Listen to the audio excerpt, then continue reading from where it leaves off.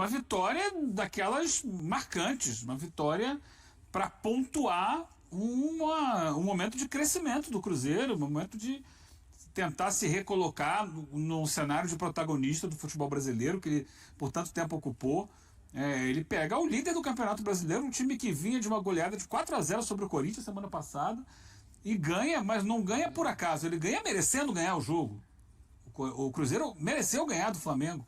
Isso é muito importante, é muito forte, é uma vitória que dentro de um cenário cruzeirense significa muito, não só pelos pontos, mas pela forma como foi construída, um time sólido, um time coeso, um time muito competitivo, que supera uma semana difícil, que foi a semana que marcou a saída do Dudu, uma das estrelas que tinham sido contratadas para essa temporada, que reafirma uma maneira de jogar que começou a aparecer de forma mais clara no jogo com o Bahia, quando também contra um grande adversário. O Bahia é um excelente time, o Cruzeiro ganhou com autoridade, 3-0, depois ganhou do Vasco no jogo que ele tirou de Minas, levou lá para Uberlândia, né? Uberlândia. Mas ganhou o jogo lá também. E agora é o grande jogo, porque ele enfrentou um Flamengo que parecia, né, indomável, um Flamengo que parecia um time inacessível. Alguns jogos parece mesmo, aquele contra o Juventude, aquele contra o Corinthians. Então, e aí essa é a grande questão, aí virando pro lado do Flamengo. Porque o Flamengo perdeu o jogo eventualmente, até é possível, é normal, mas o Flamengo perder o jogo como perdeu ontem, sendo inferior no jogo, sendo controlado pelo Cruzeiro, isso mexe na alma daquela torcida que estava muito tranquila, que estava muito à vontade, que estava muito confiante. Não, esse time vai, esse time... Aí, de repente, o Cruzeiro vem e fala assim, peraí, dá para ganhar do Flamengo jogando melhor que ele.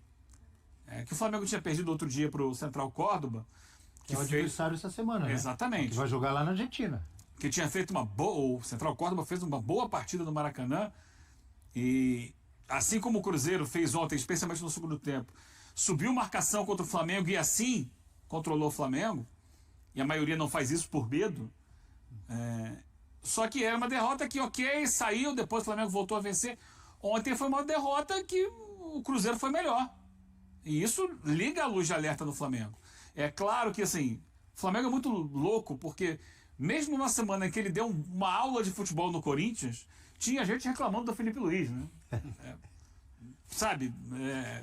É difícil exigência entender. Alta, isso tem um lado bom também. A exigência alta, mas às vezes exagerada, né? Corinthians, e os caras estavam ainda, porque isso, porque aquilo. Essa cobrança em cima do Léo Pereira, que é excelente zagueiro, excelente jogador, Léo Pereira.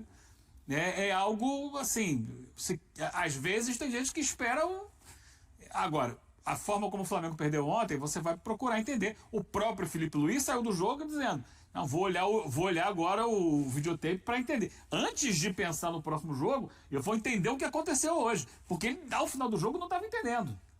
Essa é uma questão. Onde foi que o time dele falhou? Eu acho que falhou, acima de tudo, porque o Cruzeiro conseguiu ser mais intenso que o Flamengo. Essa é uma questão. O Cruzeiro conseguiu. E o Flamengo que poupou o time titular no jogo com o Botafogo da Paraíba para chegar forte no Cruzeiro. E não foi suficiente. O Cruzeiro ganhou numa estratégia de ser um time mais competitivo, mais forte fisicamente, que ameaçou o Flamengo tanto no momento em que baixou a sua marcação no primeiro tempo. O Cruzeiro marcava mais no seu campo de defesa e assim abriu o placar, né? Uma bola roubada pelo Romero, Lucas Romero, ele roubou um passe que era do De La Cruz, e aí fez falha do De La Cruz, o toque pro Caio Jorge fazer o gol, isso marcando atrás. Golaço do Caio Jorge. No segundo tempo, o Cruzeiro sobe a sua marcação, e da mesma forma ele consegue controlar o Flamengo. Então é um Flamengo que é controlado nos dois cenários. Isso deve ter deixado uma pulga atrás da orelha do Felipe Luiz e da torcida do Flamengo como um todo. E aí muito mérito do Leonardo Jardim, óbvio, né, em tudo que está acontecendo no Cruzeiro, porque é ele quem banca a punição ao Dudu, e eu acho que a punição do Dudu, ela funciona internamente como exemplo, né? E aí tem o posicionamento diferente do Gabigol, que ele percebe, opa, não dá para adotar esse caminho aqui. É melhor eu buscar participar, ajudar o grupo. E ele ajuda o grupo, ele entra no jogo com o Vila Nova, joga bem, tem uma boa atuação, dá assistência, quase fez um gol. E ele volta para o banco, fica na dele e entra. Eu acho assim, ele entra já com 42, quase 43 minutos do segundo tempo. A gente está vendo a imagem ali, ó. Tem jogador que ia entrar de bico.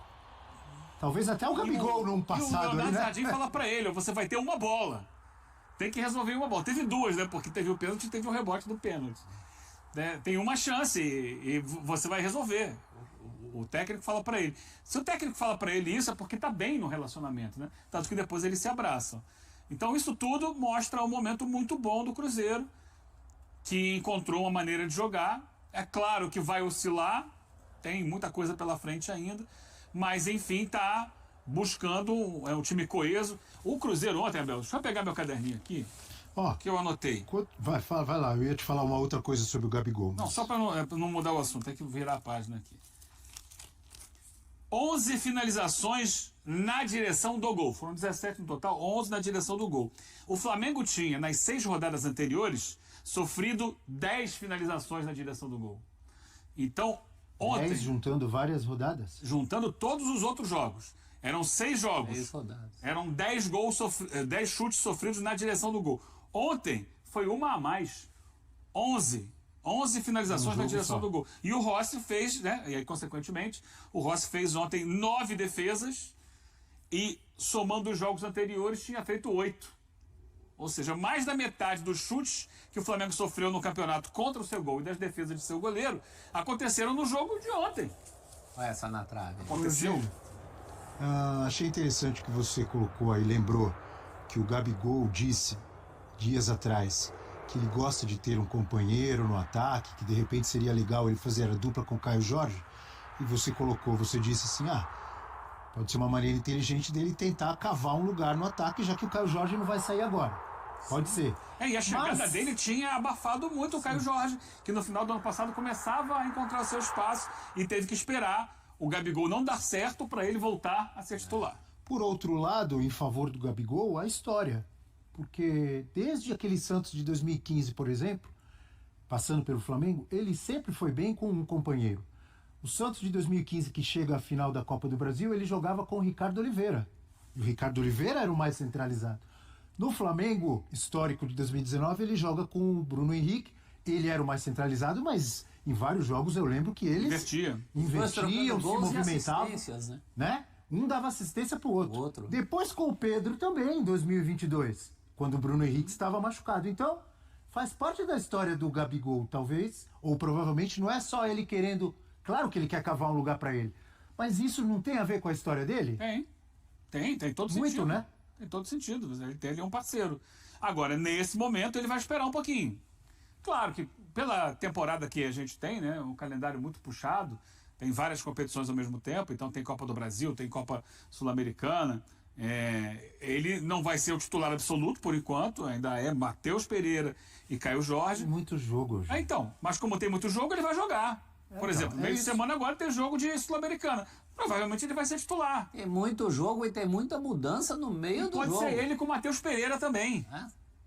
Em alguns jogos, descansa o Caio Jorge, joga ele de centroavante, o Matheus Pereira um pouquinho mais atrás. Depende do momento do jogo, do adversário. Se você for perguntar, eu não me lembro qual é a idade, mas é muito novo, é jovem. Se você for perguntar para o Caio Jorge, para 99% dos jogadores, ainda mais com uma sombra de um Gabigol, você quer ser poupado? Ele vai falar, não, professor, eu quero jogar todas. Nessa fase, metendo gol. Que eu não volto. Você acha que ele vai... Mas eventualmente vai ficar fora. Um Gabigol babando ali, ele vai falar, não, deixa eu jogar toda. Não, Caio Jorge tem 23.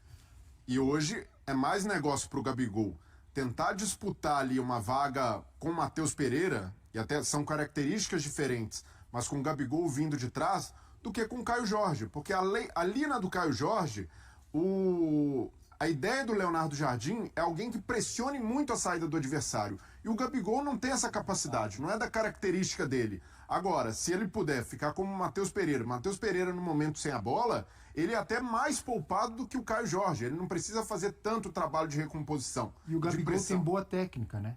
Pra tocar bola, pra meter bola. da passe para gol. E tem mais poder de finalização que o Matheus Pereira. O Matheus Pereira, às vezes, até peca muito em rabiscar demais, em tentar um último passe quando poderia finalizar. Então pode ser um jogador interessante para o Leonardo Jardim ter como alternativa ao Matheus Pereira, que vai precisar ser até mais poupado do que o Caio Jorge. E o Gabigol tem essa capacidade. Para mim, a postura do Gabigol irretocável durante o jogo. Motivou o time, comemorou o gol, conversou ativamente com o treinador, até por ele ter jogado no Flamengo, já conhecer a equipe, ter uma ideia do que é o Filipe Luís, do que são as movimentações de alguns jogadores. Então ele se comportou como um líder do time e entra aos 43 minutos, como a gente falou aqui, poderia entrar ali desmotivado, mas entrou querendo o jogo, tanto é que no primeiro lance dele já arrisca uma finalização que é bloqueada, e aí acaba... não é nem a estrela, né? A fama dele de predestinado se concretiza mais uma vez com a oportunidade do pênalti, perde, o Rossi defende e o rebote sobra no pé dele para marcar o gol. E o Gabigol... Teve azar do Rossi também, ou sorte do Gabigol, porque às vezes o goleiro espalma lá mas pro lado. é mérito, ele espalma e a bola vem para dentro. E até o efeito da bola favorece o Gabigol. Mas isso é mérito, hein, Breler? Porque o Gabigol não desiste de pênalti perdido. No Mineiro, Sim. acho que o primeiro ou segundo gol dele pelo Cruzeiro foi assim no Campeonato Mineiro. O goleiro pegou e ele estava lá no rebote. Que bate e fica parado, né? Ele já foi melhor batedor de pênaltis. Ele tem perdido pênaltis com uma certa constância nos últimos tempos da carreira dele. Mas está lá vivo. Esse aí não dá para dizer que foi perdido. E até Não, no rebote. E o Rossi já conhece o Gabigol também. Então, uma coisa legal, né, do Gabigol é que ele não começa mal a temporada pelo Cruzeiro. Ele estava fazendo gols, estava fazendo a parte dele, só que chega um treinador com uma ideia diferente para o time, em que o Gabigol não é tão acomodado.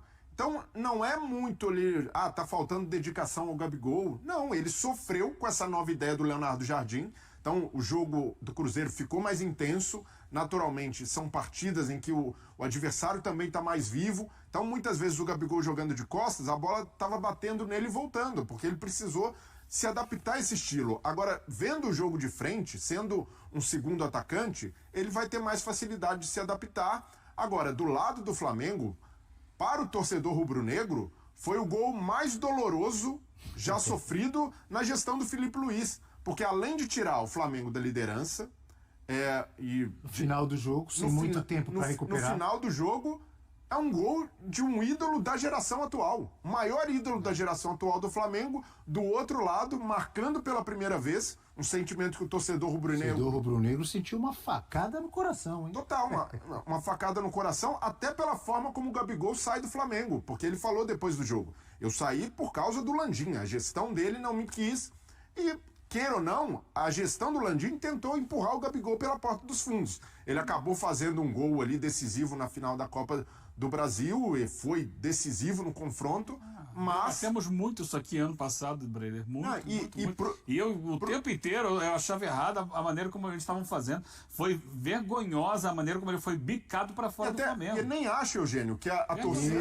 Ele também teve os escorregões dele lá. O Flamengo lidou muito mal com um cara que é um ídolo. Mas eu nem acho... Teve erro dos dois lados, na minha opinião. Mas, a diretoria dele. Mas a diretoria errou pela forma. E nem acho que a torcida do Flamengo está sentindo falta do Gabigol ou Filipe Luís. Uma decisão ali de encerramento de ciclo, mas dessa maneira, o Gabigol marcando, e até não foi provocativo, foi respeitoso na comemoração, mas pro torcedor... O Arrascaeta também não comemorou, porque também foi lei do ex. Mas pro torcedor do Flamengo, dói sofrer um gol do Gabigol dessa maneira, porque a idolatria que se tem por ele é muito grande. Não é um jogador, não é um ex qualquer. Futebol, né? Quem estava acompanhando o segundo tempo ontem, podia imaginar, né? Tava na cara. Que os deuses do futebol iam escrever esse capítulo dessa forma. Que roteiro, hein? E o gol que o Cruzeiro já merecia àquela altura viria de um Gabigol que estava no banco de... Sabe, são coisas assim 42 do segundo tempo. Mas assim, estava meio que escrito isso. Na tarde desta segunda-feira, a equipe do Cruzeiro partiu para o Equador. Na quarta-feira, o time comandado pelo técnico Leonardo Jardim enfrentará o Mushuk Runa, às 21h30, horário de Brasília, em partida válida pela quarta rodada do Grupo E da Copa Sul-Americana. Segundo informações do Departamento de Comunicação do Cruzeiro, o jogador Gabigol sente dores musculares nas coxas de ambas as pernas. O problema foi identificado em exames realizados após o jogo contra o Vila Nova na última quinta-feira no Mineirão. Ainda assim, ele participou dos minutos finais do encontro contra o Flamengo, anotando o gol que garantiu a vitória ao Cruzeiro. Conforme a assessoria do clube, Gabigol entrou em campo com o consentimento da comissão técnica e do Departamento de Performance e Saúde, conforme o cronograma previamente definido. 3 atletas que participaram da vitória por 2-1 sobre o Flamengo nesse domingo no Mineirão não estarão disponíveis para o próximo jogo: o zagueiro Villalba, o volante Christian e o atacante Gabigol. O defensor argentino será poupado devido ao desgaste acumulado nas últimas partidas, segundo a assessoria do Cruzeiro. Já o volante irá realizar uma cirurgia ortodôntica e desfalcará a equipe na quarta-feira. O zagueiro João Marcelo e o volante Matheus Henrique, que estão em recuperação de cirurgias, também não estarão em campo. Por outro lado, o atacante Dineno, que foi poupado no jogo de domingo, viajou com a equipe para o Equador. Jogadores titulares como Cássio, Fagner, Lucas Romero e Matheus Pereira também fazem parte da delegação. Com 3 derrotas em 3 jogos na Sul-Americana, as chances do Cruzeiro avançar na competição são bastante limitadas. Para isso, o time precisa vencer as partidas restantes do grupo E e torcer para que os concorrentes percam pontos nas rodadas finais. E aí, galera, o que acharam? Deixe nos comentários. Não se esqueçam de deixar o like e de se inscreverem no canal e acionar o sininho para receber as notificações. Até mais, Nação Celeste! Vamos pra frente!